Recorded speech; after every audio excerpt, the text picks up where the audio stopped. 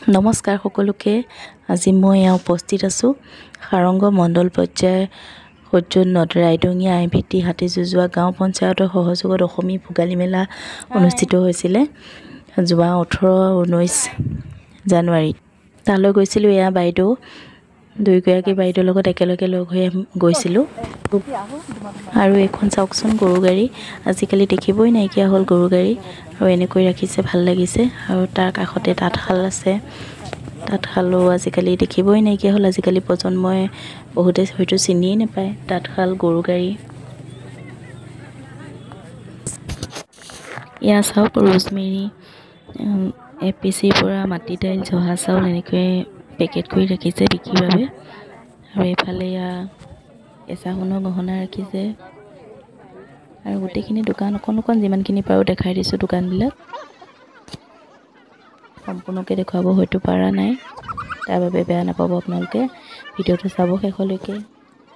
এইখন আমাৰ মহামিলন জেলপৰ পৰা অহা দোকান। আৰু এয়া বাইদেউসকল সকলো বহি আছে।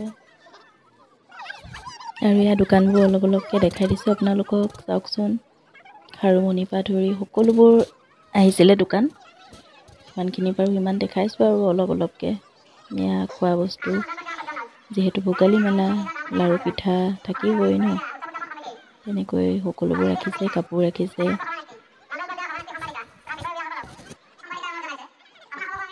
লাড়ু পিঠাৰ লগতে চেণ্ডেলৰ দোকানো ৰাখিছিলে। এয়া ভাল লাগিছিলে চেণ্ডেলবোৰ, চব 100 টকা 100টকীয়া চেণ্ডেল। আৰু এইফালে এয়া চেল্ফি পইণ্ট।